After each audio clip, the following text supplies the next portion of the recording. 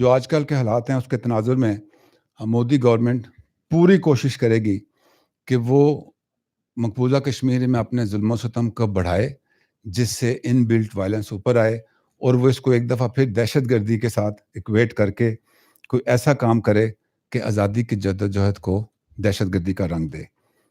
ابھی ہم اس دھوکے میں نہیں آئیں گے، لیکن اس سلسلے میں ہمارا کوئی انفرادی قدم جو بھارت کی اس چال کو کامیاب کرے، یہ نہ صرف کشمیریوں سے بلکہ کشمیر کوز سے غداری ہوگی۔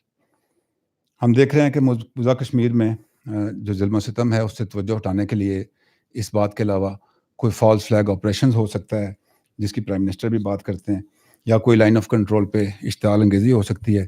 تو اس سلسلے میں بھی اگر کوئی ایسا قدم ہوا تو پاکستان انشاءاللہ بھرپور جواب دے گا۔ پاکستان کی افواج اور 22 کروڑ عوام مقبوضہ کشمیر کے حوالے سے کسی بھی قسم کے حالات کے لیے تیار ہیں۔ حکومت اپنی سفارتی کوششوں سے دنیا کے ضمیر کو جگانے کی کوشش کر رہی ہے۔ وزیر اعظم بھی کہہ چکے ہیں کہ پاکستان ایک ذمہ دار ریاست ہے اور تنازع کو اس راہ پر نہیں لے کر جانا چاہتے جس سے علاقائی اور عالمی امن خطرے میں پڑے اور دنیا تباہی کے دہانے پہ کھڑی ہو۔ اس لیے وقت ہے کہ اقوام عالم اور ذمہ دار قوتیں اس میں اپنا کردار ادا کریں۔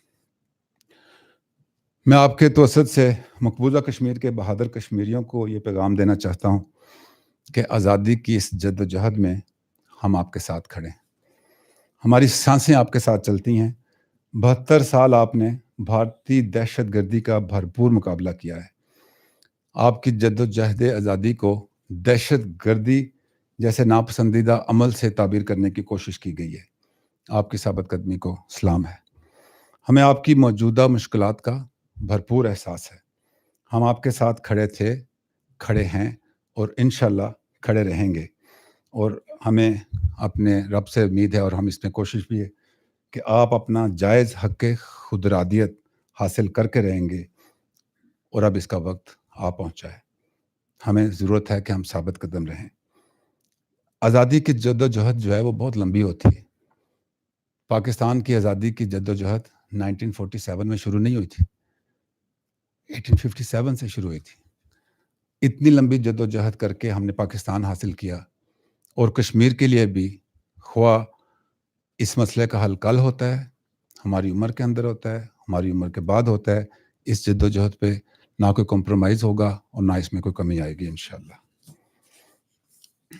آخر میں سب سے ضروری بات جو میں آپ کو بتانا چاہتا ہوں کہ کسی بھی ملک کی جو افواج ہوتی ہیں اس کی خود مختاری اور سلامتی کی محافظ ہوتی ہیں۔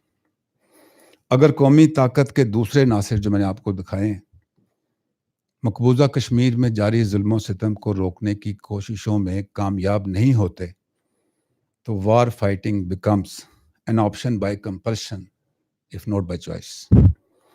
کشمیر ہماری شہ رگ ہے، اس کے لیے ہم کوئی بھی قدم اور کسی بھی انتہا تک جائیں گے، خواہ اس کی ہمیں کوئی بھی قیمت ادا کرنی پڑے۔ پاکستانی عوام، حکومت اور افواج پاکستان پرعزم ہیں اور پرعزم رہیں گے، آخری گولی، آخری سپاہی، آخری سانس تک انشاءاللہ۔ Now this is up to India and rest of the world to make the choice. Thank you very much.